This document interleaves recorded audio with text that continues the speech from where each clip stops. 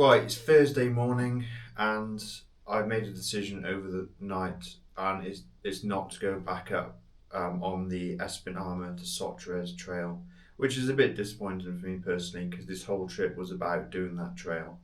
But the weather overnight was awful. The rainstorm arrived, there was lightning, it's still raining now, and also with those dogs up there. If you remember, it's funny now, but it wasn't funny at the time. I got chased off the mountain by the Spanish Mastiff dogs, which guard the sheep flock from wolves. Um, I don't know what it looks like on the video. Maybe it looks like just some dogs running alongside the motorcycle. But if you were actually up there and on the gravel on a bike like the BSA, it just could have gone south really quickly, couldn't it?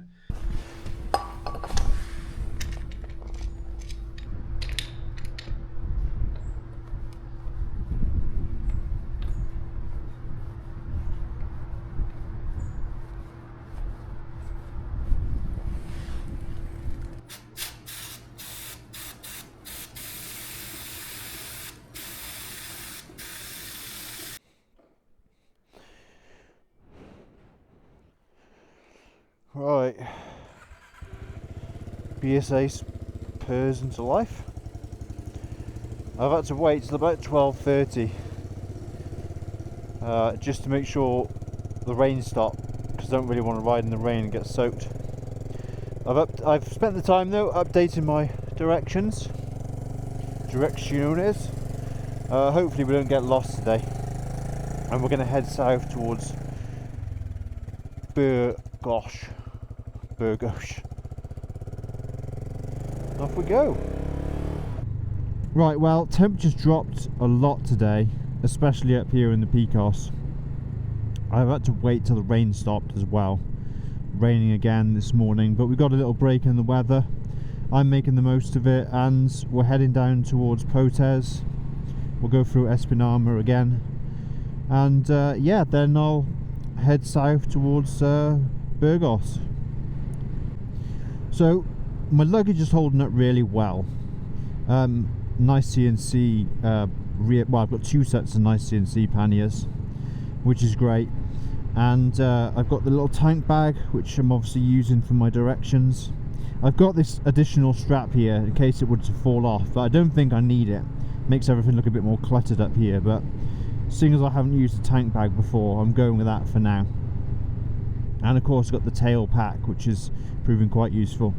I've probably overpacked this time round, but I hadn't been on a trip for a while, so it is what it is.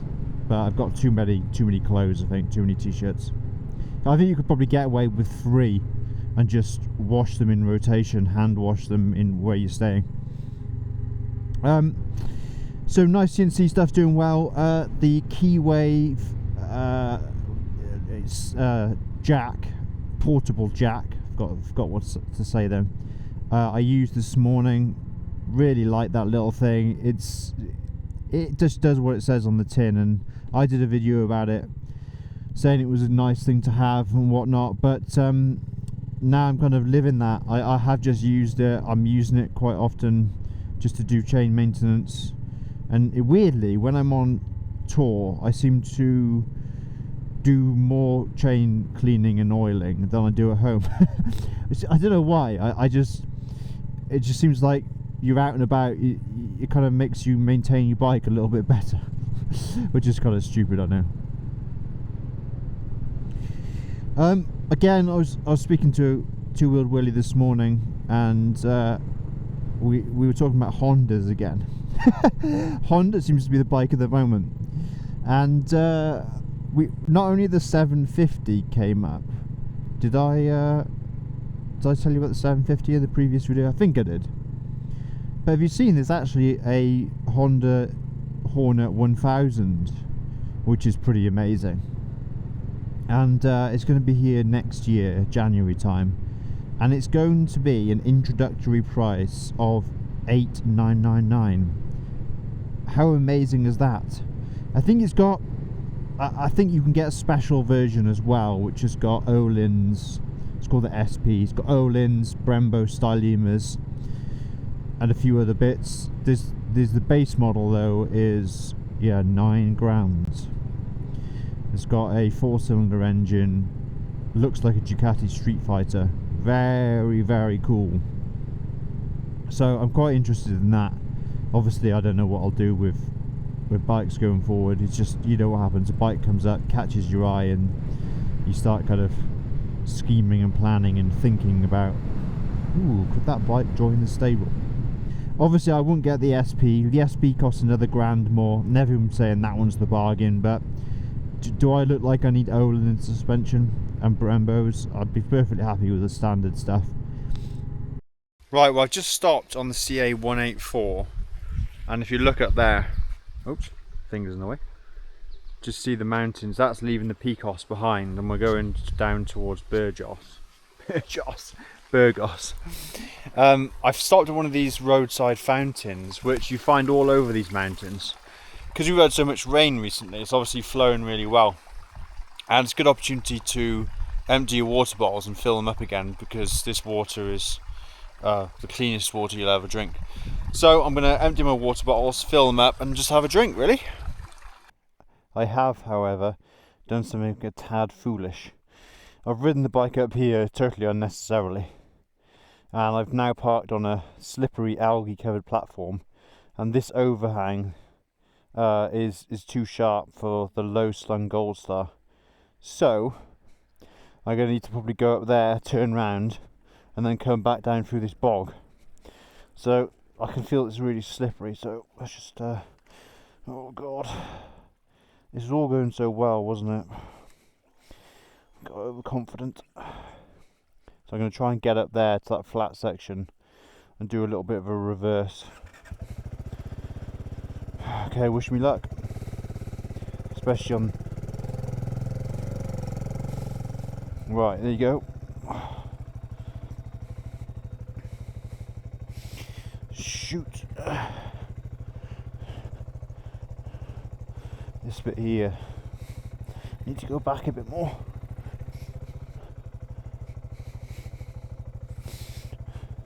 Shoot.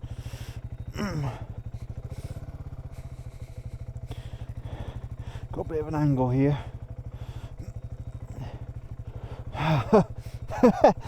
What do we get ourselves into?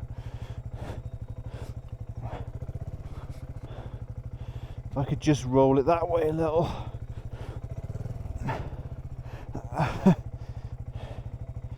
Now, if it just makes it nice and slow around here. That's it. Ooh, almost lost my footing. See, it's easier than you. Well, and just get down here safely. There you go. Whoa. As silly as it sounds, could have easily come off then, because I lost my footing and stuff. Oh, a few times. Right, back on the road.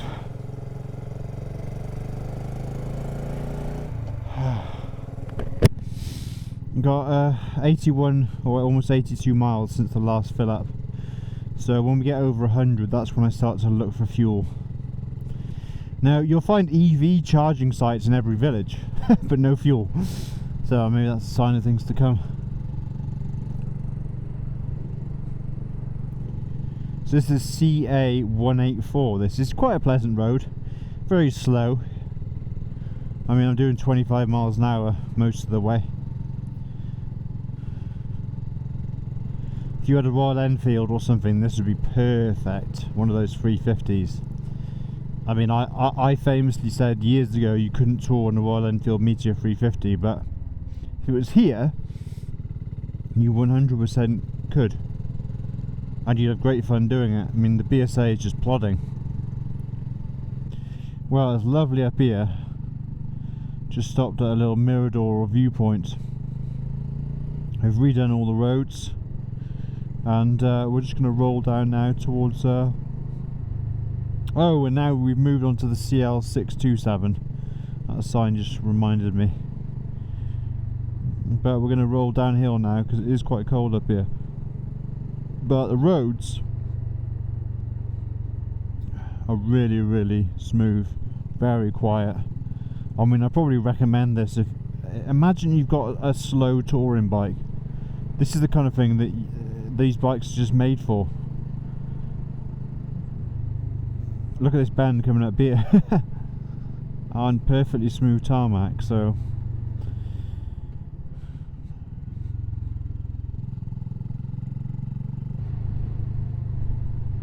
wow, look at this. It is a peach of a road, absolute peach of a road. So remember this one as well, CL627. It's absolutely just the perfect road, isn't it, for my bike. So if you had a faster bike, might not be for you, but hey,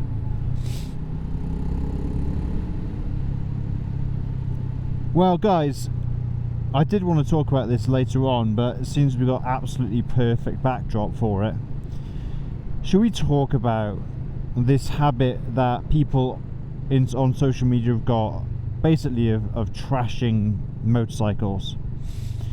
And it's all come to a head really about the BSA Gold Star, because first there was the rumour that it was unreliable, which in fairness it was at the start of its life. This is mental through here, CL627. I'm going to keep saying it, you're going to keep hearing me say it, because it's the stuff of dreams, like Cheddar Gorge on steroids. But yeah, the BSA was pilloried, I don't know what the word is, but it was hammered online for basically being unreliable. Now BSA, to be fair to them, did this recall or warranty health check thing and service. Amazing value, because a lot of people got their bikes serviced for their first or second service included with the health check. They changed all the problem parts, give you a free gift set. They just basically did a decent deed for the owners. And then the new thing has come now is because BSA have reduced the price to $499 for this bike, people are up in arms that they paid a lot of money to start with. And so there's a small minority of people who absolutely hate the fact that BSA has lowered the price, because they feel that it's devalued their bike, and especially if they're looking to get shot of it. And many of us, me included, like to get rid of a bike after 12 months or so. I mean, look at this little, is it like a little river plain? Obviously with the heavy rainfall we had, it's all flooded and come over. The cows are just chilling. River's burst its banks a little bit. But yeah, so they're annoyed, and they're saying now, as well as the huge reduction in price, that dealers will not accept BSAs in part exchange. Well, on a whole, the motorcycle industry is struggling. We know this because the economy is struggling.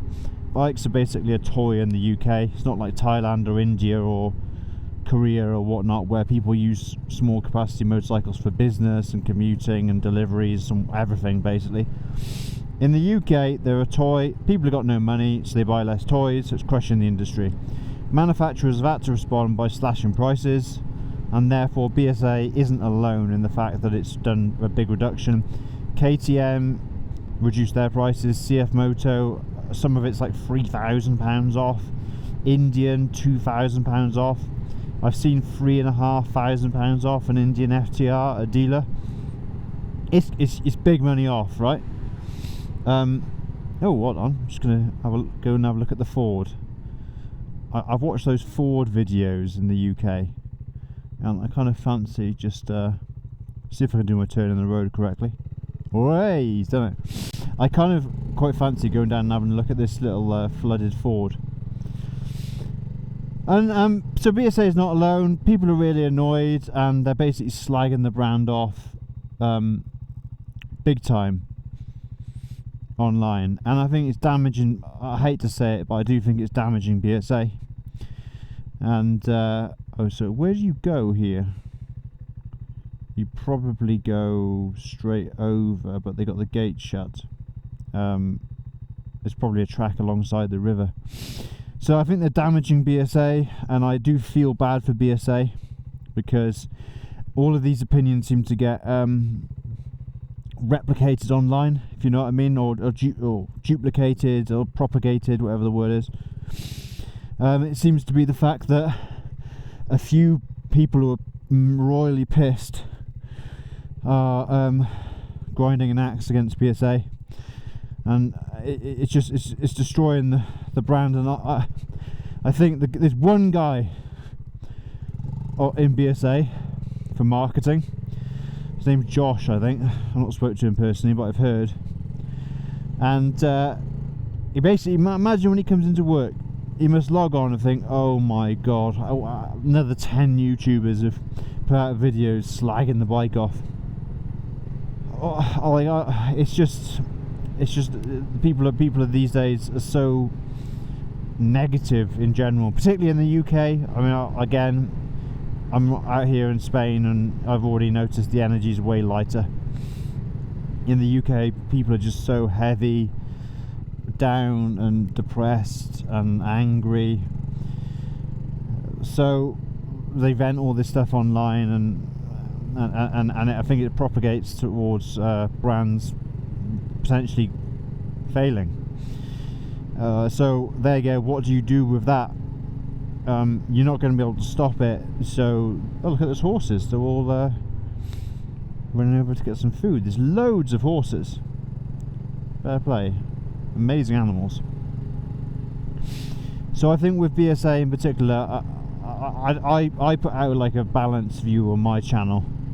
I like the bike, but I admit that there are some flaws with it. Overall, it's been good to me. So whether I keep the BSA or sell the BSA at a huge loss, I will just have to take that on the chin. Same as the way I like the Vosges. The Vosges did me well all up through Norway. I had to sell the Vosges at a big loss. We also have to bring in the role of influencers, and I hate the term influencer. I don't really want to be thought of as influencing anyone. I prefer the term YouTuber, because that's what I do. I put videos on YouTube, so I prefer to be called a YouTuber, not an influencer. But influencers and YouTubers, there are certain people in the community who put up videos that are negative in nature, and what happens is they get more clicks because bad news sells. I mean, Piers Morgan worked that out in the 1990s. In fact, in the Victorian times, they used to have little comics or little stories, like little magazine stories called penny dreadfuls. And you could basically pay a penny and read a horrific story about a crime or a murder or something like that. Penny dreadfuls. So it's been going on for 150 years. And then they're making these videos and they're making this content saying, oh, these bikes aren't accepted in dealers. Are they unreliable? I saw Moto Guzzi's, never buy one because the engine will fall apart. I see through it a little bit. They're doing it because an angry, inflammatory title and topic gets people to click, and so builds their channel and builds ad revenue. But what I'd suggest to do, right, go on one of your favourite channels. I'm not going to say influence anymore, just one of your favourite channels, and look to see what the comments are like. If the comments are people getting upset and hurt and angry, for me that's a bit of a red flag. What you want is a channel where people are like inspired and happy, and they love like the fact that the content creators sort of sharing stuff with them. Look at this river down here. This river's up as well. I wonder if I can get down to that river somewhere. River's flooded a little bit. But yeah, just look at the comments and just see what they're like. And I'm now actively staying away from people who are negative and are stirring up bad energy. Because don't forget, when you wind someone up as a viewer, that's their day ruined, but it's also all that bad energy put out into the universe. So I just, whether it's bikes or businesses going south, or generally the economy or politics and all this stuff, like, if you can help it, try and be a positive influence on the world. The other thing I've noticed, we're on one today. We're on one. The other thing I've noticed is that I came onto this platform basically because I like motorcycles. I like building PCs as well, and it was about that to start with. But I like motorcycles a lot, and I like PCs, PC building. And I've noticed that you're never going to make a fortune on YouTube unless you're really lucky, or you're extremely clever, whatnot. So it's a side hobby for a lot of people, and I know, like my friends on the platform, Two Wheeled Willie, Exeter Rider, it's in addition to their kind of normal careers, their normal jobs, their normal method of income, right? There's a bridge up here. Should we go and have a look at the bridge? But for a lot of people, they think they're on it to sort of dominate it, and everything they do is like must get more, improve the metrics. Oh my god, we're going along here. Let's do something positive. Whoa! It's a two-way bridge. Oh my gosh, look at this. Stuff dreams are made of, this, isn't it? I'm going to park the BSA up here and do a quick photo, because why wouldn't you? It's going to lean over a lot though, isn't it? But as no one's here, I think I'm going to just do it in the middle of the road. Sounds a bit silly, doesn't it? But I think we can get away with it because it's so quiet. So, man on his bike. Don't burn my trousers on the exhaust. Right, I just think that's just a hell of a view. Need some thumbnails, don't I? I'm taking any thumbnails. And so they're in it to win it. And you'll tell the channels, because they don't spend that long in the comments. It's generally associated with being quite fancy editing, fancy graphics and stuff. And the big giveaway is you don't really see much of their personality. Because what I think of it is they stick on topic, and obviously this is a crass generalisation. There's people who do educational videos, so you don't give away much of their personality. But the people who are on the platform, and it's all very polished and sort of like, you just get a feel that they're putting up a front, and that's, I think, a sign of they're in it to make money, which is nothing wrong with that. Gosh, I mean, everyone's got to earn a living, but I think you'll see certain behaviours played out in the channels that are there primarily to make money. Like, I used to spend hours and hours replying to all the comments. Now, on one video I had 800 comments, so obviously that just wasn't humanly possible. But I used to spend ages and ages writing the comments. Now, I didn't have to do that. I just wanted to do it because I was really grateful that people had engaged, and I loved talking to people and finding people outside where I lived who loved motorbikes. And it's that sense of community and all of the subscribers. I mean, there's so many to mention, like Peter, Bib when he comes on. You've got both Nigels, very kind. You've got Larry from the US, you've got Jez from Portugal. SS, I need to reply to his email. Actually, he emailed me asking how Susie was. And I'm sorry, there's probably loads more people. If I didn't mention you, it doesn't mean I haven't, appreciated what you've said on the channel before. And so, a lot of these comments and stuff, I've got huge satisfaction out of, and it's enabled me to talk about something I'm passionate about with people that I would never contact otherwise. So big up to YouTube, it's done great for that.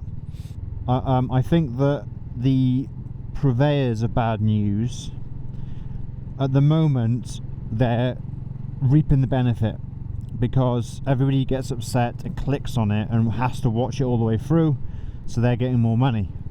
But I think long term there's going to be a kickback in broader society, but also in the microcosm of YouTube, against people peddling fear and disappointment and anger. There's just got to be. I mean, if we think about the middle way, the middle path, things always reach an equilibrium. And at the moment, the pendulum has swung in so much anger and hatred. I've mentioned this before on the channel. It's just, unfortunately, a sad state of affairs. But there's so much people are upset about. It's got to swing back, and I think positive content creators who kind of motivate and make you laugh and bring joy, a little bit of joy to an otherwise drab day, they're the ones that I think are valued, should have your support, frankly. Let's just pop out here. Oh, that's the old road, you see. The old road's along there, and then they've obviously built this swooping bend. Also, when you're buying gear, I know it's really easy to just click online, but please just go and buy it from your dealer. At least go and see them and try it on there, and then if it's way cheaper online, ask them if they'll price match, because they probably will, because you're then supporting a local business. And this thing that everyone hates, dealers, we've got to drop that as well. Dealers have not had it easy. Oh, hello, going down here. So go into your local dealer, and if you want to buy a jacket or a helmet or gloves, they'll be really happy to help you. Don't run me over, Mr. Truck. They'll be really happy to help you, and you'll be helping a local business, and you'll be making sure that business is there in 3 years' time. Because if nobody ever goes into the dealers, they go bust, then where are you going to try on a jacket when you need sizing? Or how are you going to throw your leg over a motorcycle without waiting until November for Motorcycle Live? And also, as we've seen from the Completely saga, these big chain dealers with 20 or so branches, they don't really look after the little people, whereas small little independent dealerships like Midwest Moto and Midlife Classics, they've really looked after me, and I think that's an indication of the level of service that they offer. They'll really look after you if you go into a small dealer.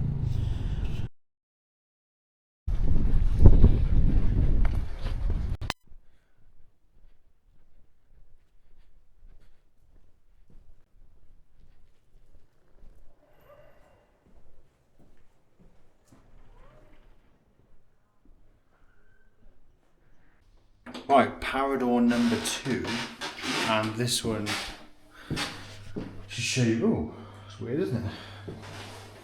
Sinks, bath, separate toilet. This one is, here you go, Surveyor di Piscura, and again, very like mountain lodge theme. Wardrobes, double twin beds, which is a bit annoying, but never mind. And yeah, it's just kind of nice, isn't it? This one is €80, which again is not as cheap as I thought they'd be. But quick little balcony. So out here you got a little table, and look, I can actually see the BSA. So just by those flags, look at the flags in the middle of the picture, you'll see the BSA parked undercover. Nice vista, isn't it? If I just spin round, you can see the weather's not perfect. Shut the door so I can come in, keep the place warm.